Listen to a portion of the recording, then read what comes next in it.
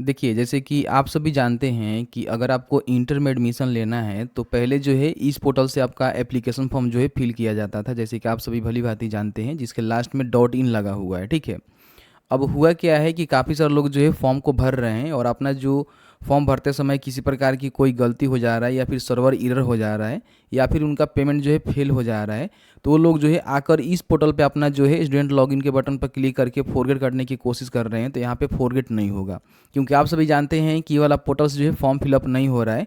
जो नया वाला पोर्टल है जिसके लास्ट में .org लगा हुआ है, जैसे कि देख सकते हैं कि दोनों पोर्टल को मैंने खोल रखा हुआ है, तो ये जो है .in वाला है, तो इससे जो है आवेदन शुरू नहीं किया गया है, तो इस पर आपको जाना ही नहीं है, ठीक है। आपको कहाँ जाना है? .org पे। अब आप लोग कहेंगे कि हो सकता है कि फेक आपका पोर्टल होगा, तो ऐसा नहीं है। आप यहाँ पे देखेंगे बिहार स्कूल एग्जामिनेशन बोर्ड के द्वारा यहाँ पे ट्वीट किया गया है, ठीक है, जो कि ऑफिशियल देख सकते हैं ट्विटर हैंडल है। यहाँ पे 678.5 के जो है फॉलोअर हैं। तो यहाँ पे देखेंगे इन्होंने बताया हुआ है कि आपका जो एप्लीकेशन फॉर्म है ना 20 तारीख तक फिलअप होगा। और कौन से वेबसाइट से फिलअप होगा, तो यहाँ पे आप ध्यान दीजिएगा, OFSS-बिहार.org, ठीक है। तो ORG के माध्यम से ही आपको फॉर्म भरना है, .in से आपको फॉर्म नहीं भरना है, ठीक है। अब काफ़ी सारे लोग क्या कर रहे हैं कि यहाँ पे तो फॉर्म भर ले रहे हैं, ठीक है, ORG वाला पे फॉर्म भर रहे हैं, लेकिन जब वो गूगल में सर्च कर रहे हैं OFS बिहार, तो उनको जो है ये वाला पोर्टल देखने को मिल रहा है, ठीक है। अब यहाँ पे जाकर आप फॉरगेट करिएगा या फिर मान लीजिए लॉगिन करके ही कुछ आप कर सकते हैं। जैसे कि मान लीजिए आपका ऑलरेडी एग्जिट बता रहा है, तो इसका मतलब ये है कि आपका रजिस्ट्रेशन हो गया है, तो कहीं ना कहीं आपको फॉरगेट करके लॉगिन करके डैशबोर्ड में ही चेक करना होगा कि आपका पेमेंट हुआ है कि नहीं हुआ है, किस तरह से आपका क्या कंडीशन है, ठीक है। तो यहाँ पे आपको आना है .org पे। अब ये लिंक मिलेगा कहाँ, को सर्च करना है easy2net.com और इसको यहाँ से ओपन करना है। ओपन करने के बाद दोस्तों यहाँ पे देखेंगे तो बिहार इंटर एडमिशन का जो है लिंक मिलेगा, जिस पे आपको क्लिक करना है। और क्लिक करने के बाद सीधे आपको नीचे आना है, ठीक है। नीचे आने के बाद आप यहाँ पे देखेंगे तो आपको जो है लिंक यहाँ पे दिया गया है ऑनलाइन अप्लाई करने का, इस पर आपको क्लिक करना है, ठीक है। आप यहाँ पे आ जाएंगे जो कि .org वाला पोर्टल है। यहाँ पे सबसे पहले आप होम पेज पे आ जाएंगे, तो होम पेज पे आएंगे तो आपको सभी जानकारी यहाँ पे देखने को मिलेगा। अगर आप नया फॉर्म भरना चाहते हैं तो आप यहाँ से फॉर्म को भर सकते हैं। फॉर्म कैसे भरना है उसके लिए हमने वीडियो बना दिया, उस वीडियो को चेकआउट कर सकते हैं। अब यहाँ पे हम बात कर लेते हैं कि जिनका जो है ऑलरेडी एग्जिट बता रहा है या फिर उनका पेमेंट फेल हो गया है, तो कैसे चेक करेंगे कि हमारा जो पेमेंट है वो फेल हुआ है या फिर क्या कुछ दिक्कत है, या फिर हमारा जो रजिस्ट्रेशन हो गया है ऑलरेडी एग्जिट बता रहा है तो क्या कुछ सीन है। तो उसके लिए यहाँ पे पोर्टल लॉगिन पे जाएंगे तो आपको देखेंगे स्टूडेंट लॉगिन का आपको बटन मिलेगा पोर्टल लॉगिन के सामने, ठीक है, यहाँ पे बगल में। तो इस पर आपको क्लिक करना है, ठीक है। क्लिक करने के बाद यहाँ पे लॉगिन के बटन पर क्लिक करना है। ध्यान रखेंगे .org लगा होना चाहिए, अगर आप .in पे जाएंगे तो आपका ये काम नहीं करेगा। तो यहाँ पे जब फॉर्म आप भरे होंगे तो मोबाइल नंबर पासवर्ड मिला होगा, उससे आप लॉगिन कर सकते हैं। लेकिन कई बार क्या होता है कि आपको जो है पासवर्ड नहीं मिलता है, तो यहाँ पे फॉरगेट पासवर्ड के बटन पर क्लिक करेंगे। यहाँ पे अगर आपके पास बारकोड नंबर है तो उससे भी फॉरगेट कर सकते हैं, लेकिन बारकोड नंबर नहीं है तो आपने जो भी मोबाइल नंबर फॉर्म भरते समय दिया था वो मोबाइल नंबर डालेंगे, जनरेट OTP के बटन पर क्लिक करेंगे। तो आप यहाँ पे देखेंगे आपके सामने हमने यहाँ पे क्लिक किया हुआ है, तो OTP जो है यहाँ पे सक्सेसफुल सेंड कर दिया गया है। इसका मतलब ये है कि आपका रजिस्ट्रेशन हुआ है, तभी जो OTP जा रहा है, ठीक है। ओके करेंगे। अब आपके मोबाइल नंबर पे देखिए OTP आ गया, उस OTP को डालेंगे, सबमिट के बटन पर क्लिक करेंगे तो आपके सामने नया जो पासवर्ड है क्रिएट करने का बटन मिलेगा, जहाँ पे न्यू पासवर्ड को इंटर करेंगे।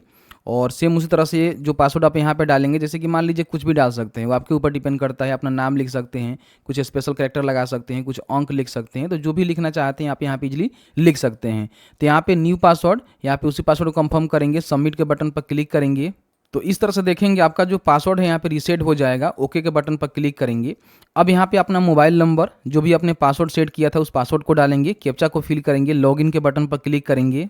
तो जैसे ही लॉगिन करेंगे तो आपके सामने जो है कुछ इस तरह से डैशबोर्ड खुल जाएगा। अब यहाँ पे आपको चेक करना है कि आपका जो है प्रिंट जो CFA है जनरेट हुआ है कि नहीं हुआ है। अगर हो गया है तो इसका मतलब ये है कि आपका जो है फॉर्म फिलअप हो गया होगा। लेकिन एक चीज़ आपको ध्यान देना होगा, अगर आपका पेमेंट यहाँ पे सक्सेसफुल नहीं हुआ है, देख सकते हैं कि यहाँ पे अगर आपका पेमेंट रिसीव्ड नहीं हुआ है, इसका मतलब ये है कि आपका पेमेंट नहीं हुआ है।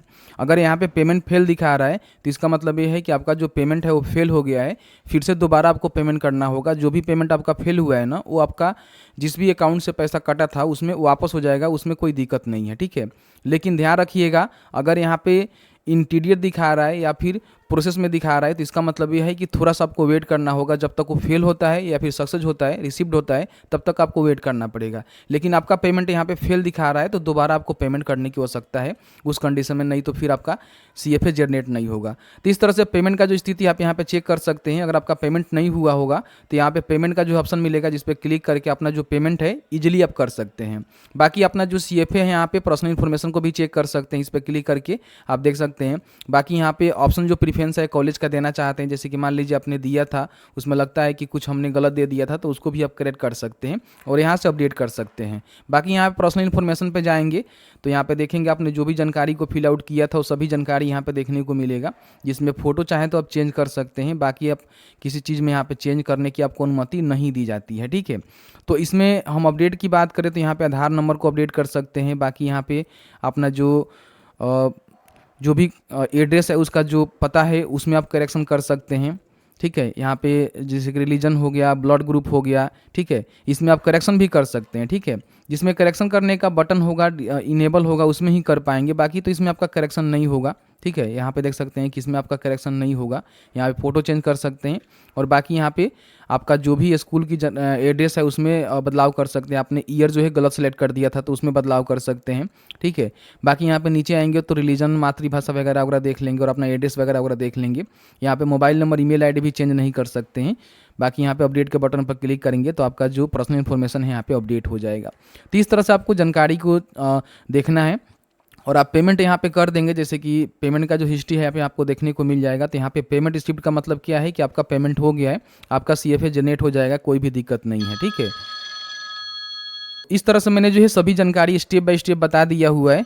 लास्ट में अपना जो CFA है उसको प्रिंट कर लीजिएगा, अपने पास सुरक्षित रख लीजिएगा। तो इस तरह से मैंने ऑलमोस्ट सारा जानकारी बता दिया हुआ है कि किस तरह से आपको लॉगिन करना है और कभी भी भूल कर भी आपको .in पे नहीं जाना है। आपको जो है .org वाला ही पोर्टल पे आना होगा, जिसका लिंक हमारे पोर्टल पे आपको देखने को मिल जाएगा, सॉरी वेबसाइट पे देखने को मिल जाएगा। वहाँ से आप चेकआउट कर सकते हैं।